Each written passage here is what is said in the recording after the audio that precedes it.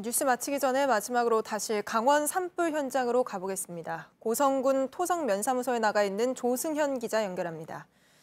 자, 조 기자, 혹시 뉴스 나가는 동안 진화 작업에 좀 진척이 있었나요? 1시간 전과 큰 차이는 없습니다. 먼저 고성과 속초 지역의 경우 해가 진 이후 뒷불 감시 체제로 돌입한 상태입니다. 일찌감치 진화율 100%를 선언하고 이 잔불 정리를 해왔는데요. 바람이 오전보다 조금 세지고 있어서 혹시 남은 불씨가 재발화하지 않을까 긴장의 끈을 놓지 못하고 있습니다. 일단 고성 지역에 내려졌던 대응 3단계는 2단계로 하향됐습니다.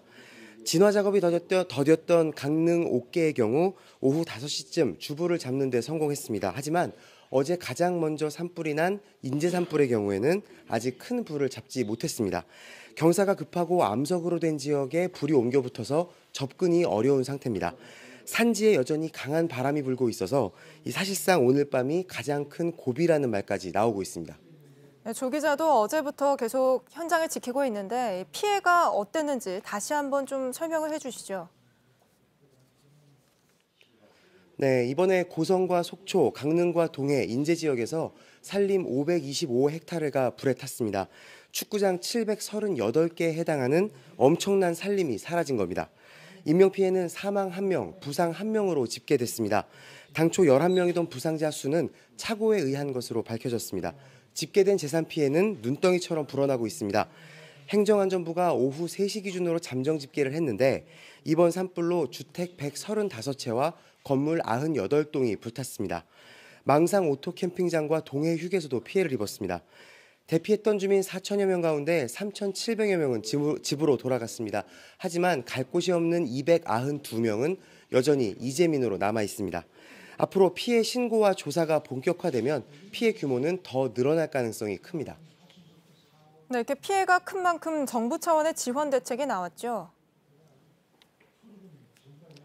네, 정부는 오늘 오전 9시를 기해서 재난 사태를 선포했습니다. 고성과 속초, 강릉과 동해, 인제 등 이번에 산불이 난 5개 지자체가 모두 대상입니다. 이 지역에선 대피 명령이나 공무원 비상 소집 등 응급 조치가 이루어집니다. 문재인 대통령은 더 나아가서 강원도 산불 피해 지역을 특별 재난 지역으로 지정하는 방안도 검토하라고 지시했습니다. 그래야만 재난 수습 과정에서 주민의 생계 안전과 복구에 필요한 비용을 지원받을 수 있기 때문입니다. 실제 집이 완전히 불탄 곳이 100여 가구가 넘기 때문에 이들에 대한 지원이 절실한 상황입니다. 문 대통령은 오후에 이 고성에 마련된 대피소를 찾아서 이재민들을 직접 만나기도 했습니다. 하루빨리 집을 복구해서 돌아갈 수 있게 하겠다고 최선을 다하겠다고 약속했습니다. 네, 지금 강원도 현장에서 조승현 기자였습니다.